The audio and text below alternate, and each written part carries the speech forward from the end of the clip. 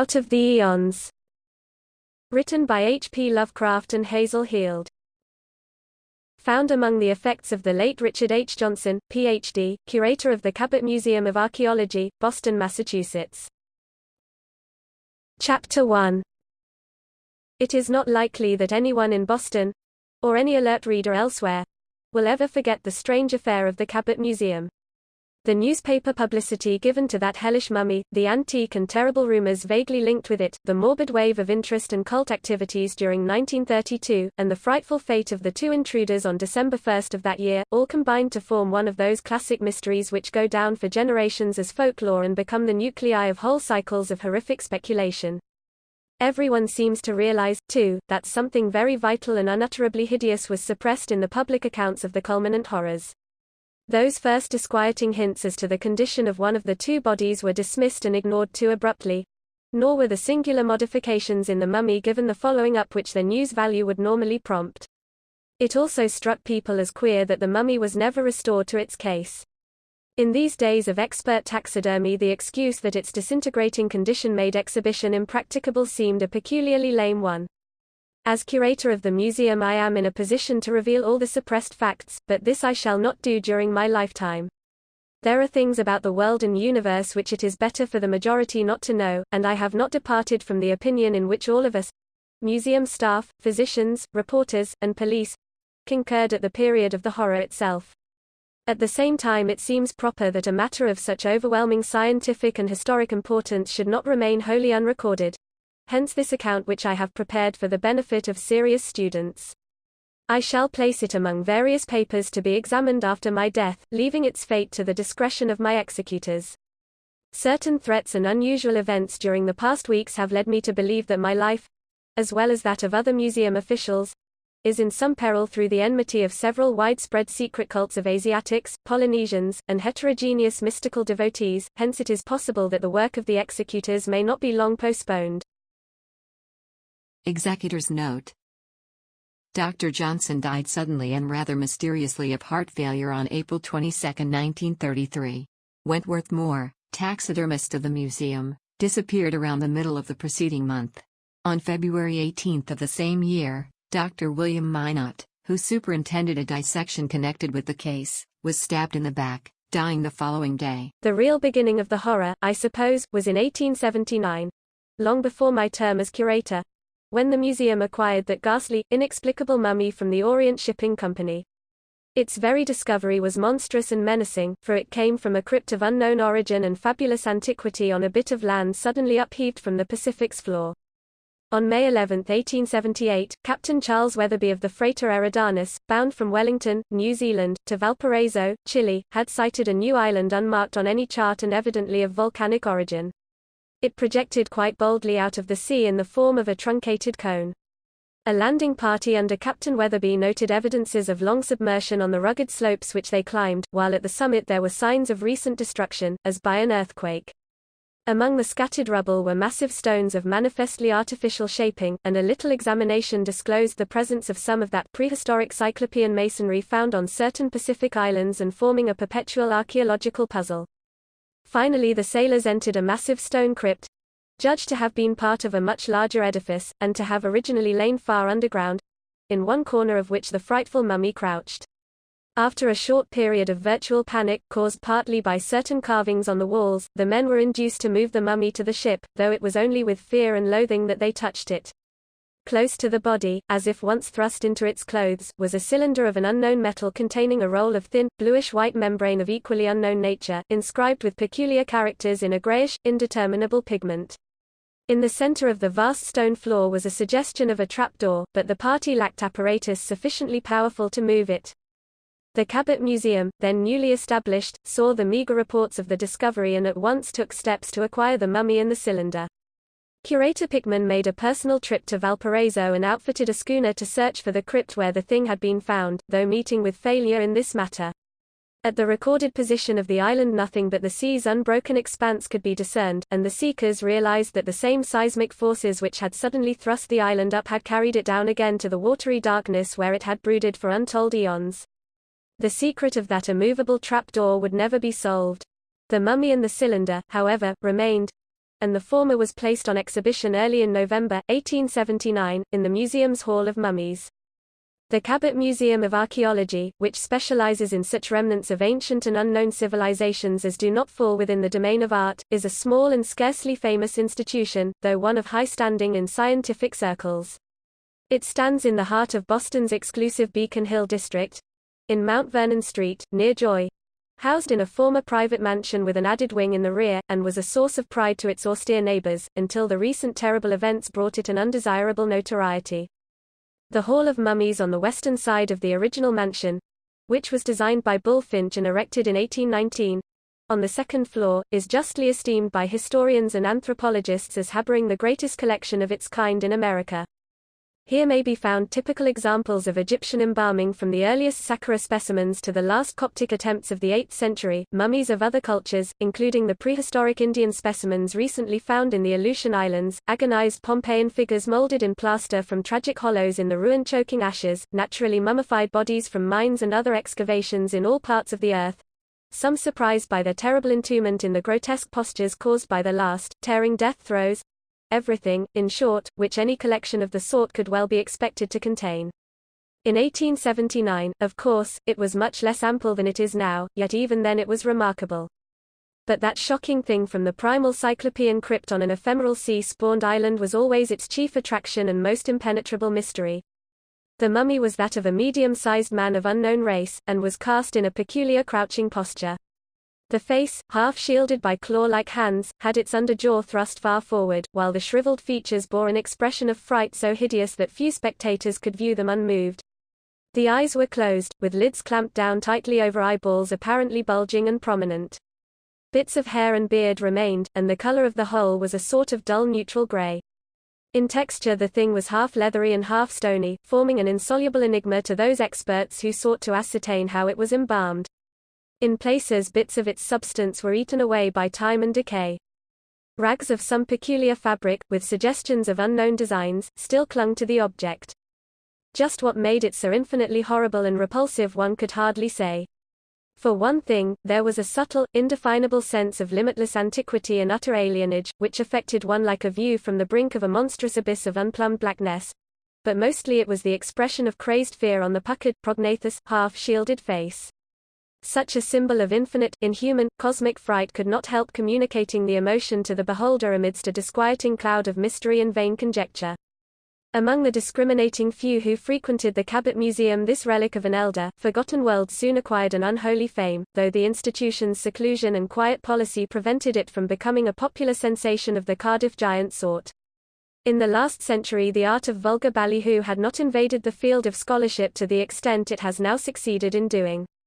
Naturally, savants of various kinds tried their best to classify the frightful object, though always without success. Theories of a bygone Pacific civilization, of which the Easter Island images and the megalithic masonry of Ponape and Nan Matol are conceivable vestiges, were freely circulated among students, and learned journals carried varied and often conflicting speculations on a possible former continent whose peaks survive as the myriad islands of Melanesia and Polynesia. The diversity in dates assigned to the hypothetical vanished culture, or continent, was at once bewildering and amusing, yet some surprisingly relevant allusions were found in certain myths of Tahiti and other islands. Meanwhile the strange cylinder and its baffling scroll of unknown hieroglyphs, carefully preserved in the museum library, received their due share of attention. No question could exist as to their association with the mummy, hence all realized that in the unraveling of their mystery the mystery of the shriveled horror would in all probability be unraveled as well. The cylinder, about 4 inches long by 7/8 of an inch in diameter, was of a queerly iridescent metal utterly defying chemical analysis, and seemingly impervious to all reagents.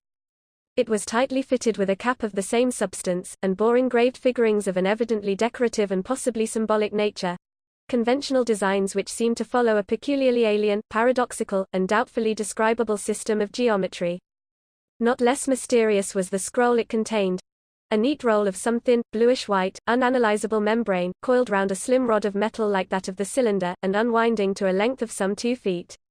The large, bold hieroglyphs, extending in a narrow line down the center of the scroll and penned or painted with a gray pigment defying analysis, resembled nothing known to linguists and paleographers, and could not be deciphered despite the transmission of photographic copies to every living expert in the given field. It is true that a few scholars, unusually versed in the literature of occultism and magic, found vague resemblances between some of the hieroglyphs and certain primal symbols described or cited in 2 or 3 very ancient, obscure, and esoteric texts such as the Book of Ebon, reputed to descend from forgotten Hyperborea, the Narcotic fragments, alleged to be pre-human, and the monstrous and forbidden Necronomicon of the mad Arab Abdul al-Hazriad. None of these resemblances, however, was beyond dispute, and because of the prevailing low estimation of occult studies, no effort was made to circulate copies of the hieroglyphs among mystical specialists. Had such circulation occurred at this early date, the later history of the case might have been very different. Indeed, a glance at the hieroglyphs by any reader of von Junt's horrible nameless cults would have established a linkage of unmistakable significance. At this period, however, the readers of that monstrous blasphemy were exceedingly few, copies having been incredibly scarce in the interval between the suppression of the original Dusseldorf edition, 1839, and of the Bridewell translation, 1845, and the publication of the expurgated reprint by the Golden Goblin Press in 1909. Practically speaking, no occultist or student of the primal past's esoteric lore had his attention called to the strange scroll until the recent outburst of sensational journalism which precipitated the horrible climax. Chapter 2. Thus matters glided along for a half-century following the installation of the frightful mummy at the museum. The gruesome object had a local celebrity among cultivated Bostonians, but no more than that, while the very existence of the cylinder and scroll, after a decade of futile research, was virtually forgotten. So quiet and conservative was the Cabot Museum that no reporter or feature writer ever thought of invading its uneventful precincts for rabble-tickling material. The invasion of Ballyhoo commenced in the spring of 1931, when a purchase of somewhat spectacular nature, that of the strange objects and inexplicably preserved bodies found in crypts beneath the almost vanished and evilly famous ruins of Château Faucesflammes, in Aveyron, France, brought the museum prominently into the news columns. True to its hustling policy, the Boston Pillar sent a Sunday feature writer to cover the incident and pad it with an exaggerated general account of the institution itself, and this young man, Stuart Reynolds by name, hit upon the nameless mummy as a potential sensation far surpassing the recent acquisitions nominally forming his chief assignment.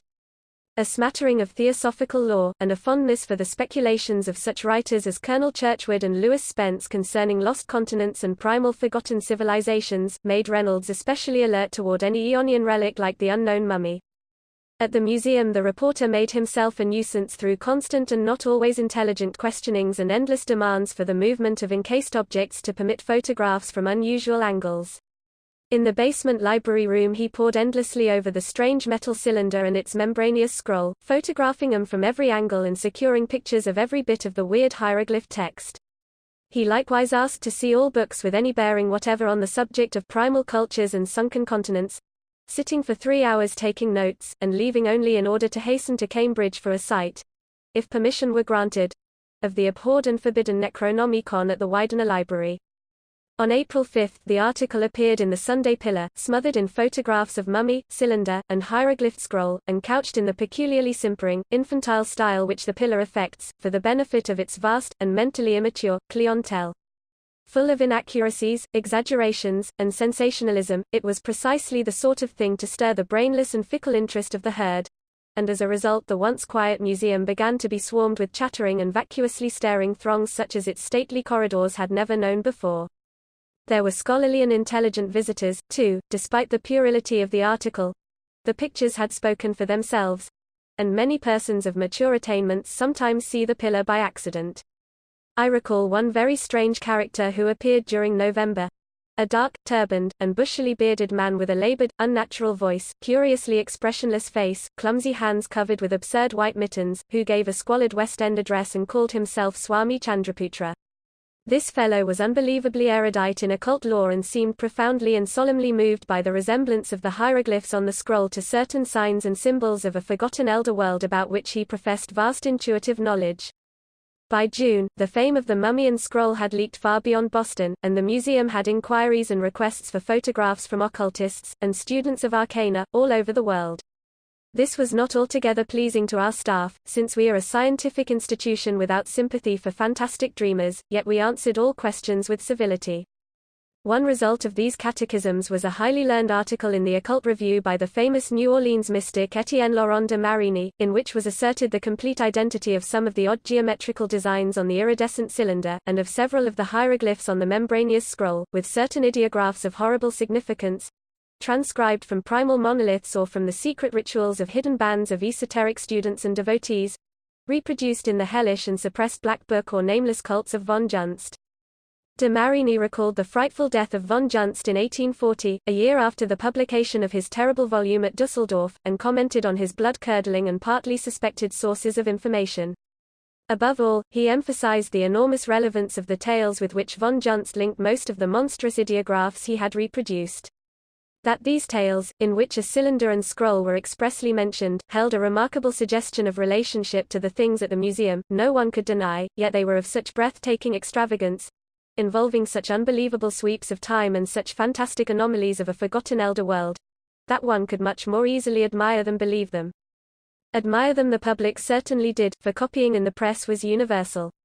Illustrated articles sprang up everywhere, telling or purporting to tell the legends in the Black Book, expatiating on the horror of the mummy, comparing the cylinder's designs and the scroll's hieroglyphs with the figures reproduced by von Junst, and indulging in the wildest, most sensational, and most irrational theories and speculations. Attendance at the museum was trebled, and the widespread nature of the interest was attested by the plethora of mail on the subject, most of it inane and superfluous, received at the museum. Apparently the mummy and its origin formed, for imaginative people, a close rival to the Depression as chief topic of 1931 and 1932. For my own part, the principal effect of the furore was to make me read von Junst's monstrous volume in the Golden Goblin edition, a perusal which left me dizzy and nauseated, yet thankful that I had not seen the utter infamy of the unexpurgated text. Chapter 3. The archaic whispers reflected in the Black Book, and linked with designs and symbols so closely akin to what the mysterious scroll and cylinder bore, were indeed of a character to hold one spellbound and not a little awestruck. Leaping an incredible gulf of time, behind all the civilizations, races, and lands we know, they clustered round a vanished nation and a vanished continent of the misty, fabulous dawn years, that to which legend has given the name of Mu, and which old tablets in the primal Narkle tongue speak of as flourishing 200,000 years ago, when Europe harbored only hybrid entities, and lost Hyperborea knew the nameless worship of black amorphous Sathogua. There was mention of a kingdom or province called Kunar in a very ancient land where the first human people had found monstrous ruins left by those who had dwelt there before. Vague waves of unknown entities which had filtered down from the stars and lived out their eons on a forgotten, nay sent world. Kunar was a sacred place, since from its midst the bleak basalt cliffs of Mount Yadithgo soared starkly into the sky, topped by a gigantic fortress of cyclopean stone, infinitely older than mankind and built by the alien spawn of the dark planet Yuggoth, which had colonized the Earth before the birth of terrestrial life. The spawn of Yuggoth had perished eons before, but had left behind them one monstrous and terrible living thing which could never die, their hellish god or patron demon Gatanothoa, which lowered and brooded eternally though unseen in the crypts beneath that fortress on Yadithgo. No human creature had ever climbed Yadithgo or seen that blasphemous fortress except as a distant and geometrically abnormal outline against the sky, yet most agreed that Gatanothoa was still there, wallowing and burrowing in unsuspected abysses beneath the megalithic walls. There were always those who believed that sacrifices must be made to Gatanothoa, lest it crawl out of its hidden abysses and waddle horribly through the world of men as it had once waddled through the primal world of the Yuggoth spawn. People said that if no victims were offered, Gatanothoa would ooze up to the light of day and lumber down the basalt cliffs of Yadithgo, bringing doom to all it might encounter. For no living thing could behold Gatanothoa, or even a perfect graven image of Gatanothoa, however small, without suffering a change more horrible than death itself. Sight of the god, or its image, as all the legends of the Yuggoth spawn agreed, meant paralysis and petrifaction of a singularly shocking sort, in which the victim was turned to stone and leather on the outside, while the brain within remained perpetually alive, horribly fixed and prisoned through the ages, and maddeningly conscious of the passage of interminable epochs of helpless inaction till chance and time might complete the decay of the petrified shell and leave it exposed to die. Most brains, of course, would go mad long before this eon-deferred release could arrive. No human eyes, it was said, had ever glimpsed Gatanothoa, though the danger was as great now as it had been for the Yuggoth spawn. And so there was a cult in Kunar which worshipped Gatanothoa and each year sacrificed to it 12 young warriors and 12 young maidens. These victims were offered up on flaming altars in the marble temple near the mountain's base, for none dared climb Yadith Gho's basalt cliffs or draw near to the Cyclopean pre-human stronghold on its crest. Vast was the power of the priests of Ghatanothoa, since upon them alone depended the preservation of Kunar and of all the land of Mu from the petrifying emergence of Ghatanothoa, out of its unknown burrows. There were in the land 100 priests of the Dark God, under Amashmo the high priest, who walked before King Theban at the Nath feast, and stood proudly whilst the king knelt at the Doric shrine. Each priest had a marble house, a chest of gold, 200 slaves, and 100 concubines, besides immunity from civil law and the power of life and death over all in Kunar save the priests of the king. Yet in spite of these defenders there was ever a fear in the land lest Ghatanothoa slither up from the depths and lurch viciously down the mountain to bring horror and petrification to mankind. In the latter years the priests forbade men even to guess, or imagine, what its frightful aspect might be. It was in the year of the Red Moon, estimated as BC 173,148 by von Junst, that a human being first dared to breathe defiance against Ghatanothoa and its nameless menace. This bold heretic was Tyog, high priest of Shub-Niggurath and guardian of the copper temple of the goat with 1,000 young. Tyog had thought long on the powers of the various gods, and had had strange dreams and revelations touching the life of this and earlier worlds. In the end he felt sure that the gods friendly to man could be arrayed against the hostile gods, and believed that Shub-Niggurath, Nug, and Yeb, as well as Yig the serpent god, were ready to take sides with man against the tyranny and presumption of Ghatanothoa. Inspired by the mother goddess, Tyog wrote down a strange formula in the hieratic narcle of his order, which he believed would keep the possessor immune from the dark god's petrifying power. With this protection, he reflected, it might be possible for a bold man to climb the dreaded basalt cliffs and, first of all human beings, enter the Cyclopean fortress beneath which Ghatanothoa reputedly brooded. Face to face with the god, and with the power of Shub-Niggurath and her sons on his side, Tyog believed that he might be able to bring it to terms and at last deliver mankind from its brooding menace. With humanity freed through his efforts, there would be no limits to the honors he might claim. All the honors of the priests of Ghatanothoa would perforce be transferred to him, and even kingship or godhood might conceivably be within his reach. So Tyog wrote his protective formula on a scroll of Thagon membrane, according to von Junst, the inner skin of the extinct Yakuth lizard, and enclosed it in a carven cylinder of La metal, the metal brought by the Elder Ones from Yuggoth, and found in no mine of earth.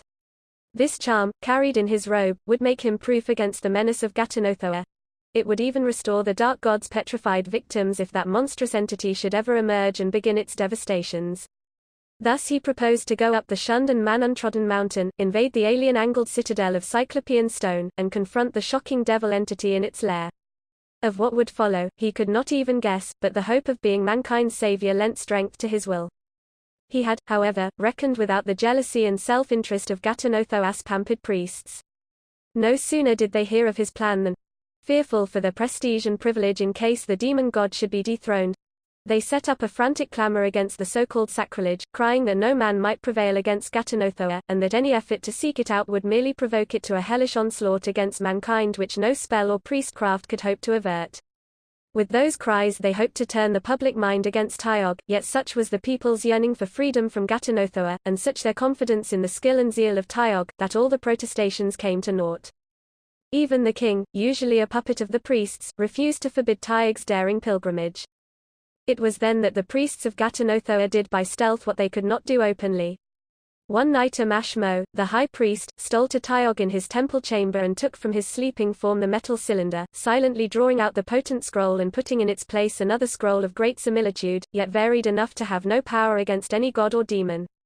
When the cylinder was slipped back into the sleeper's cloak, Amashmo was content, for he knew Tyog was little likely to study that cylinder's contents again. Thinking himself protected by the true scroll, the heretic would march up the forbidden mountain and into the evil presence, and Ghatanothoa, unchecked by any magic, would take care of the rest. It would no longer be needful for Ghatanothoa's priests to preach against the defiance. Let Tyog go his way and meet his doom. And secretly, the priests would always cherish the stolen scroll, the true and potent charm, handing it down from one high priest to another for use in any dim future when it might be needful to contravene the devil god's will. So the rest of the night Amashmo slept in great peace, with the true scroll in a new cylinder fashioned for its harborage. It was dawn on the day of the sky flames, nomenclature undefined by von Junst, That Tyog, amidst the prayers and chanting of the people and with King Thaban's blessing on his head, started up the dreaded mountain with a staff of Talith wood in his right hand. Within his robe was the cylinder holding what he thought to be the true charm, for he had indeed failed to find out the imposture. Nor did he see any irony in the prayers which Amashmo and the other priests of Ghatanothoa intoned for his safety and success.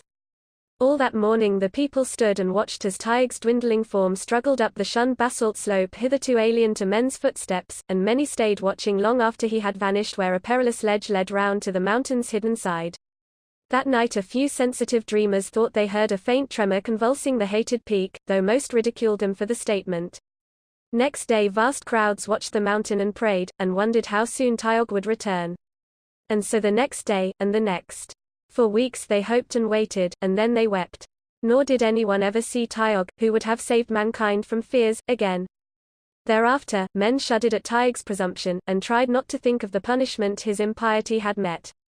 And the priests of Ghatanothoa smiled to those who might resent the god's will or challenge its right to the sacrifices. In later years the ruse of Amashmo became known to the people, yet the knowledge availed not to change the general feeling that Ghatanothoa were better left alone. None ever dared to defy it again. And so the ages rolled on, and king succeeded king, and high priest succeeded high priest, and nations rose and decayed, and lands rose above the sea and returned into the sea. And with many millennia decay fell upon Kunar, till at last on a hideous day of storm and thunder, terrific rumbling, and mountain-high waves, all the land of Mu sank into the sea forever. Yet down the later Aeons thin streams of ancient secrets trickled. In distant lands there met together grey-faced fugitives who had survived the sea fiend's rage, and strange skies drank the smoke of altars reared to vanished gods and demons. Though none knew to what bottomless deep the sacred peak and cyclopean fortress of dreaded Ghatanothoa had sunk, there were still those who mumbled its name and offered to it nameless sacrifices lest it bubble up through leagues of ocean and shamble among men spreading horror and petrifaction. Around the scattered priests grew the rudiments of a dark and secret cult. Secret because the people of the new lands had other gods and devils, and thought only evil of elder and alien ones. And within that cult many hideous things were done, and many strange objects cherished. It was whispered that a certain line of elusive priests still harbored the true charm against Ghatanothoa which Amashmo stole from the sleeping Tyog, though none remained who could read or understand the cryptic syllables, or who could even guess in what part of the world the lost Kunar, the dreaded peak of Yadithgo, and the titan fortress of the devil god had lain. Though it flourished chiefly in those Pacific regions around which Mu itself had once stretched, there were rumors of the hidden and detested cult of Ghatanothoa in ill-fated Atlantis, and on the abhorred plateau of Leng. Von Junst implied its presence in the fabled subterrane kingdom of Notsian, and gave clear evidence that it had penetrated Egypt, Chaldea, Persia, China, the forgotten Semite empires of Africa, and Mexico and Peru in the New World.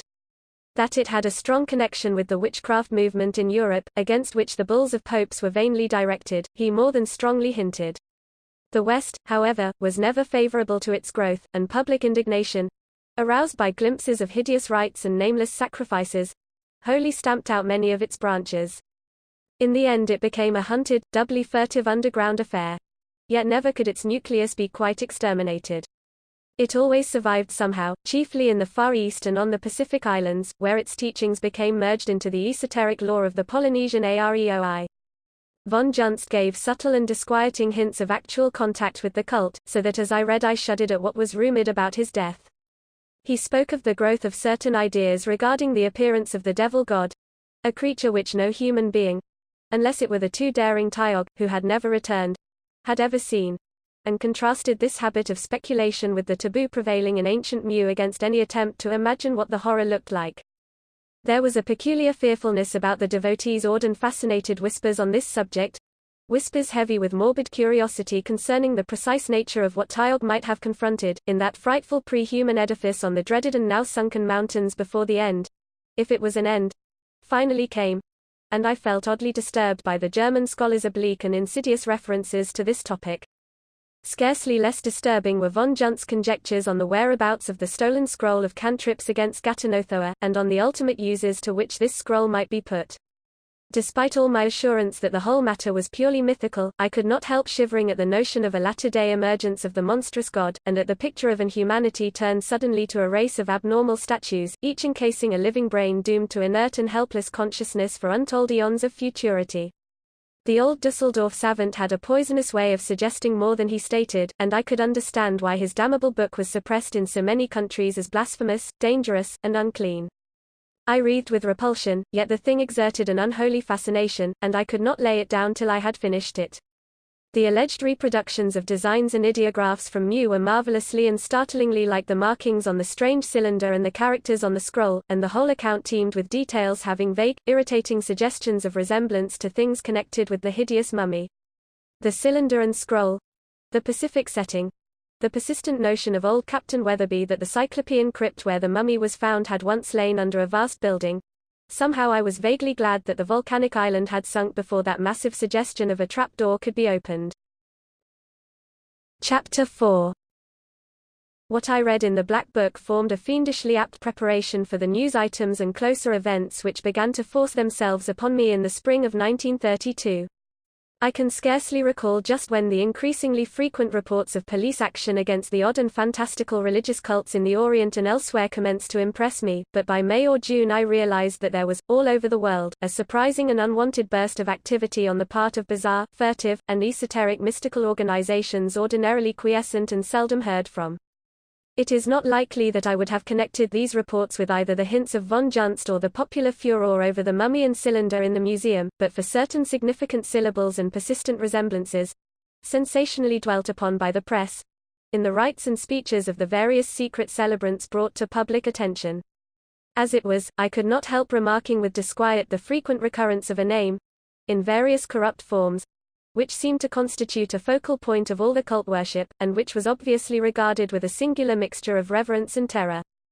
Some of the forms quoted were Gatanta, Tanota, Tharnatha, Gatan, and Katanutta, and it did not require the suggestions of my now numerous occultist correspondents to make me see in these variants a hideous and suggestive kinship to the monstrous name rendered by von Junst as Gatanothoa. There were other disquieting features, too. Again and again the reports cited vague, awestruck references to a true scroll, something on which tremendous consequences seemed to hinge, and which was mentioned as being in the custody of a certain Nagob, whoever and whatever he might be. Likewise, there was an insistent repetition of a name which sounded like Tog, Tiok, Yog, Zob, or Yob, and which my more and more excited consciousness involuntarily linked with the name of the hapless heretic Tiog as given in the Black Book.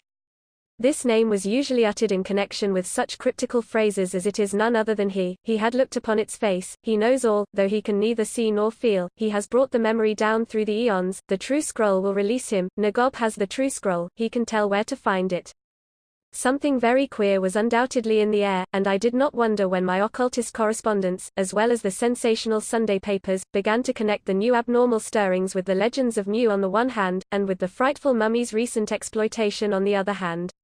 The widespread articles in the first wave of press publicity, with their insistent linkage of the mummy, cylinder, and scroll with the tale in the Black Book, and their crazily fantastic speculations about the whole matter, might very well have roused the latent fanaticism in hundreds of those furtive groups of exotic devotees with which our complex world abounds. Nor did the papers cease adding fuel to the flames, for the stories on the cult stirrings were even wilder than the earlier series of yarns. As the summer drew on, attendants noticed a curious new element among the throngs of visitors which, after a lull following the first burst of publicity, were again drawn to the museum by the second furor. More and more frequently there were persons of strange and exotic aspect, swarthy Asiatics, long-haired nondescripts, and bearded brown men who seemed unused to European clothes, who would invariably inquire for the Hall of Mummies and would subsequently be found staring at the hideous Pacific specimen in a veritable ecstasy of fascination. Some quiet, sinister undercurrent in this flood of eccentric foreigners seemed to impress all the guards, and I myself was far from undisturbed. I could not help thinking of the prevailing cult stirrings among just such exotics as these, and the connection of those stirrings with myths all too close to the frightful mummy and its cylinder scroll. At times I was half tempted to withdraw the mummy from exhibition, especially when an attendant told me that he had several times glimpsed strangers making odd obeisances before it, and had overheard sing-song mutterings which sounded like chants or rituals addressed to it at hours when the visiting throngs were somewhat thinned. One of the guards acquired a queer nervous hallucination about the petrified horror in the lone glass case, alleging that he could see from day to day certain vague, subtle, and infinitely slight changes in the frantic flexion of the bony claws, and in the fear-crazed expression of the leathery face. He could not get rid of the loathsome idea that those horrible, bulging eyes were about to pop suddenly open. It was early in September, when the curious crowds had lessened and the Hall of Mummies was sometimes vacant, that the attempt to get at the mummy by cutting the glass of its case was made. The culprit, a swarthy Polynesian, was spied in time by a guard, and was overpowered before any damage occurred. Upon investigation, the fellow turned out to be an Hawaiian notorious for his activity in certain underground religious cults, and having a considerable police record in connection with abnormal and inhuman rites and sacrifices. Some of the papers found in his room were highly puzzling and disturbing, including many sheets covered with hieroglyphs closely resembling those on the scroll at the museum and in the Black Book of von Junst, but regarding these things he could not be prevailed upon to speak. Scarcely a week after this incident, another attempt to get at the mummy, this time by tampering with the lock of his case, resulted in a second arrest. The offender, a Sinhalese, had as long and unsavory a record of loathsome cult activities as the Hawaiian had possessed, and displayed a kindred unwillingness to talk to the police. What made this case doubly and darkly interesting was that a guard had noticed this man several times before, and had heard him addressing to the mummy a peculiar chant containing unmistakable repetitions of the word Tiog. As a result of this affair, I doubled the guards in the Hall of Mummies, and ordered them never to leave the now notorious specimen out of sight, even for a moment. As may well be imagined, the press made much of these two incidents, reviewing its talk of primal and fabulous Mu, and claiming boldly that the hideous mummy was none other than the daring heretic Tiog, petrified by something he had seen in the pre-human citadel he had invaded, and preserved intact through 175,000 years of our planet's turbulent history. That the strange devotees represented cults descended from Mu, and that they were worshipping the mummy, or perhaps even seeking to awaken it to life by spells and incantations, was emphasized and reiterated in the most sensational fashion. Writers exploited the insistence of the old legends that the brain of Gatanotho's petrified victims remained conscious and unaffected, a point which served as a basis for the wildest and most improbable speculations. The mention of a true scroll also received due attention, it being the prevailing popular theory that Tiog's stolen charm against Gatanothoa was somewhere in existence, and that cult members were trying to bring it into contact with Tiog himself for some purpose of their own. One result of this exploitation was that a third wave of gaping visitors began flooding the museum and staring at the hellish mummy, which served as a nucleus for the whole strange and disturbing affair. It was among this wave of spectators, many of whom made repeated visits, that talk of the mummy's vaguely changing aspect first began to be widespread. I suppose, despite the disturbing notion of the nervous guard some months before, that the museum's personnel was too well used to the constant sight of odd shapes to pay close attention to details. In any case, it was the excited whispers of visitors which at length aroused the guards to the subtle mutation which was apparently in progress. Almost simultaneously the press got hold of it, with blatant results which can well be imagined. Naturally, I gave the matter my most careful observation, and by the middle of October decided that a definite disintegration of the mummy was underway. Through some chemical or physical influence in the air, the half-stony, half-leathery fibers seemed to be gradually relaxing, causing distinct variations in the angles of the limbs and in certain details of the fear-twisted facial expression. After a half-century of perfect preservation, this was a highly disconcerting development, and I had the museum's taxidermist, Dr. Moore, go carefully over the gruesome object several times. He reported a general relaxation and softening, and gave the thing 2 or 3 astringent sprayings, but did not dare to attempt anything drastic lest there be a sudden crumbling and accelerated decay. The effect of all this upon the gaping crowds was curious. Heretofore each new sensation sprung by the press had brought fresh waves of staring and whispering visitors, but now, though the papers blathered endlessly about the mummy's changes, the public seemed to have acquired a definite sense of fear which outranked even its morbid curiosity. People seemed to feel that a sinister aura hovered over the museum, and from a high peak the attendance fell to a level distinctly below normal. This lessened attendance gave added prominence to the stream of freakish foreigners who continued to infest the place, and whose numbers seemed in no way diminished. On November 18 a Peruvian of Indian blood suffered a strange hysterical or epileptic seizure in front of the mummy, afterward shrieking from his hospital cot. It tried to open its eyes. Tiog tried to open his eyes and stare at me. I was by this time on the point of removing the object from exhibition, but permitted myself to be overruled at a meeting of our very conservative directors. However, I could see that the museum was beginning to acquire an unholy reputation in its austere and quiet neighborhood. After this incident I gave instructions that no one be allowed to pause before the monstrous Pacific relic for more than a few minutes at a time. It was on November 24, after the museum's 5 o'clock closing, that one of the guards noticed a minute opening of the mummy's eyes. The phenomenon was very slight, nothing but a thin crescent of cornea being visible in either eye, but it was nonetheless of the highest interest. Dr. Moore, having been summoned hastily, was about to study the exposed bits of eyeball with a magnifier when his handling of the mummy caused the leathery lids to fall tightly shut again. All gentle efforts to open them failed, and the taxidermist did not dare to apply drastic measures. When he notified me of all this by telephone, I felt a sense of mounting dread hard to reconcile with the apparently simple event concerned. For a moment I could share the popular impression that some evil, amorphous blight from unplumbed deeps of time and space hung murkily and menacingly over the museum. 2 nights later, a sullen Filipino was trying to sneak himself into the museum at closing time. Arrested and taken to the station, he refused even to give his name, and was detained as a suspicious person. Meanwhile, the strict surveillance of the mummy seemed to discourage the odd hordes of foreigners from haunting it. At least, the number of exotic visitors distinctly fell off after the enforcement of the move-along order. It was during the early morning hours of Thursday, December 1, that a terrible climax developed.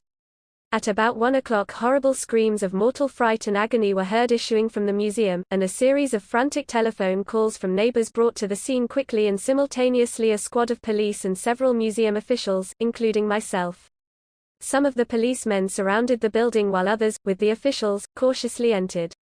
In the main corridor we found the night watchman strangled to death, a bit of East Indian hemp still knotted around his neck, and realized that despite all precautions some darkly evil intruder or intruders had gained access to the place. Now, however, a tomb-like silence enfolded everything, and we almost feared to advance upstairs to the fateful wing where we knew the core of the trouble must lurk. We felt a bit more steadied after flooding the building with light from the central switches in the corridor, and finally crept reluctantly up the curving staircase and through a lofty archway to the Hall of Mummies. Chapter 5. It is from this point onward that reports of the hideous case have been censored, for we have all agreed that no good can be accomplished by a public knowledge of those terrestrial conditions implied by the further developments. I have said that we flooded the whole building with light before our ascent. Now, beneath the beams that beat down on the glistening cases and their gruesome contents, we saw outspread a mute horror whose baffling details testified to happenings utterly beyond our comprehension. There were 2 intruders, who we afterward agreed must have hidden in the building before closing time, but they would never be executed for the watchman's murder. They had already paid the penalty. One was a Burmese and the other a Fiji Islander, both known to the police for their share in frightful and repulsive cult activities. They were dead, and the more we examined them the more utterly monstrous and unnameable we felt their manner of death to be. On both faces was a more wholly frantic and inhuman look of fright than even the oldest policeman had ever seen before, yet in the state of the 2 bodies there were vast and significant differences. The Burmese lay collapsed close to the nameless mummy's case, from which a square of glass had been neatly cut. In his right hand was a scroll of bluish membrane which I at once saw was covered with greyish hieroglyphs, almost a duplicate of the scroll in the strange cylinder in the library downstairs, though later study brought out subtle differences. There was no mark of violence on the body, and in view of the desperate, agonized expression on the twisted face we could only conclude that the man died of sheer fright. It was the closely adjacent Fijian, though, that gave us the profoundest shock. One of the policemen was the first to feel of him, and the cry of fright he emitted added another shudder to that neighborhood's night of terror. We ought to have known from the lethal grayness of the once black, fear-twisted face, and of the bony hands, one of which still clutched an electric torch, that something was hideously wrong, yet every one of us was unprepared for what that officer's hesitant touch disclosed. Even now I can think of it only with a paroxysm of dread and repulsion. To be brief, the hapless invader, who less than an hour before had been a sturdy living Melanesian bent on unknown evils, was now a rigid, ash-grey figure of stony, leathery petrification, in every respect identical with the crouching, eon-old blasphemy in the violated glass case. Yet that was not the worst. Crowning all other horrors, and indeed seizing our shocked attention before we turned to the bodies on the floor, was the state of the frightful mummy. No longer could its changes be called vague and subtle, for it had now made radical shifts of posture. It had sagged and slumped with a curious loss of rigidity, its bony claws had sunk until they no longer even partly covered its leathery, fear-crazed face, and, God help us, its hellish bulging eyes had popped wide open, and seemed to be staring directly at the 2 intruders who had died of fright or worse. That ghastly, dead fish stare was hideously mesmerizing, and it haunted us all the time we were examining the bodies of the invaders. Its effect on our nerves was damnably queer, for we somehow felt a curious rigidity creeping over us and hampering our simplest motions, a rigidity which later vanished very oddly when we passed the hieroglyph scroll around for inspection. Every now and then I felt my gaze drawn irresistibly toward those horrible bulging eyes in the case, and when I returned to study them after viewing the bodies I thought I detected something very singular about the glassy surface of the dark and marvelously well-preserved pupils. The more I looked, the more fascinated I became, and at last I went down to the office, despite that strange stiffness in my limbs, and brought up a strong multiple magnifying glass. With this I commenced a very close and careful survey of the fishy pupils, while the others crowded expectantly around.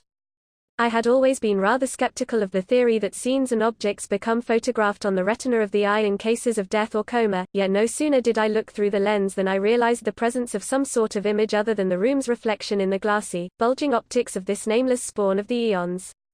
Certainly, there was a dimly outlined scene on the age-old retinal surface, and I could not doubt that it formed the last thing on which those eyes had looked in life, countless millennia ago.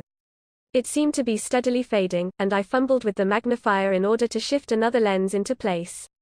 Yet it must have been accurate and clear-cut, even if infinitesimally small, when, in response to some evil spell or act connected with their visit, it had confronted those intruders who were frightened to death. With the extra lens I could make out many details formerly invisible, and the awed group around me hung on the flood of words with which I tried to tell what I saw. For here, in the year 1932, a man in the city of Boston was looking on something which belonged to an unknown and utterly alien world, a world that vanished from existence and normal memory eons ago. There was a vast room, a chamber of cyclopean masonry, and I seemed to be viewing it from one of its corners. On the walls were carvings so hideous that even in this imperfect image their stark blasphemousness and bestiality sickened me. I could not believe that the carvers of these things were human, or that they had ever seen human beings when they shaped the frightful outlines which leered at the beholder. In the center of the chamber was a colossal trapdoor of stone, pushed upward to permit the emergence of some object from below. The object should have been clearly visible, indeed, must have been when the eyes first opened before the fear-stricken intruders, though under my lenses it was merely a monstrous blur. As it happened, I was studying the right eye only when I brought the extra magnification into play. A moment later I wished fervently that my search had ended there. As it was, however, the zeal of discovery and revelation was upon me, and I shifted my powerful lenses to the mummy's left eye in the hope of finding the image less faded on that retina. My hands, trembling with excitement and unnaturally stiff from some obscure influence, were slow in bringing the magnifier into focus, but a moment later I realized that the image was less faded than in the other eye. I saw in a morbid flash of half-distinctness the insufferable thing which was welling up through the prodigious trapdoor in that cyclopean, immemorially archaic crypt of a lost world, and fell fainting with an inarticulate shriek of which I am not even ashamed. By the time I revived there was no distinct image of anything in either eye of the monstrous mummy. Sergeant Keefe of the police looked with my glass, for I could not bring myself to face that abnormal entity again. And I thanked all the powers of the cosmos that I had not looked earlier than I did. It took all my resolution, and a great deal of solicitation, to make me relate what I had glimpsed in the hideous moment of revelation. Indeed, I could not speak till we had all adjourned to the office below, out of sight of that demoniac thing which could not be. For I had begun to harbor the most terrible and fantastic notions about the mummy and its glassy, bulging eyes, that it had a kind of hellish consciousness, seeing all that occurred before it and trying vainly to communicate some frightful message from the gulfs of time. That meant madness, but at last I thought I might be better off if I told what I had half seen. After all, it was not a long thing to tell. Oozing and surging up out of that yawning trapdoor in the cyclopean crypt I had glimpsed such an unbelievable behemothic monstrosity that I could not doubt the power of its original to kill with its mere sight. Even now I cannot begin to suggest it with any words at my command. I might call it gigantic, tentacled, proboscidean, octopus-eyed, semi-amorphous, plastic, partly squamous and partly rugose. Ugh. But nothing I could say could even adumbrate the loathsome, unholy, non-human, extragalactic horror and hatefulness and unutterable evil of that forbidden spawn of black chaos and illimitable night. As I write these words the associated mental image causes me to lean back faint and nauseated. As I told of the sight to the men around me in the office, I had to fight to preserve the consciousness I had regained. Nor were my hearers much less moved. Not a man spoke above a whisper for a full quarter hour, and there were odd, half-furtive references to the frightful lore in the Black Book, to the recent newspaper tales of cult stirrings, and to the sinister events in the museum. Gatanothoa. Even its smallest perfect image could petrify. Tyog. The false scroll. He never came back. The true scroll which could fully or partly undo the petrification. Did it survive? The hellish cults. The phrases overheard. It is none other than he. He had looked upon its face. He knows all, though he can neither see nor feel. He had brought the memory down through the eons. The true scroll will release him. Nagob has the true scroll. He can tell where to find it. Only the healing grayness of the dawn brought us back to sanity, a sanity which made of that glimpse of mine a closed topic. Something not to be explained or thought of again. We gave out only partial reports to the press, and later on cooperated with the papers in making other suppressions. For example, when the autopsy showed the brain and several other internal organs of the petrified Fijian to be fresh and unpetrified, though hermetically sealed by the petrification of the exterior flesh, an anomaly about which physicians are still guardedly and bewilderedly debating, we did not wish a furor to be started. We knew too well what the yellow journals, remembering what was said of the intact-brained and still conscious state of Gatanothoa's stony leathery victims, would make of this detail. As matters stood, they pointed out that the man who had held the hieroglyph scroll, and who had evidently thrust it at the mummy through the opening in the case, was not petrified, while the man who had not held it was. When they demanded that we make certain experiments, applying the scroll both to the stony leathery body of the Fijian and to the mummy itself, we indignantly refused to abet such superstitious notions. Of course, the mummy was withdrawn from public view and transferred to the museum laboratory awaiting a really scientific examination before some suitable medical authority.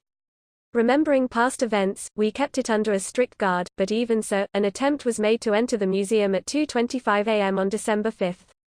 Prompt working of the burglar alarm frustrated the design, though unfortunately the criminal or criminals escaped. That no hint of anything further ever reached the public, I am profoundly thankful. I wish devoutly that there were nothing more to tell. There will, of course, be leaks, and if anything happens to me I do not know what my executors will do with this manuscript, but at least the case will not be painfully fresh in the multitude's memory when the revelation comes. Besides, no one will believe the facts when they are finally told.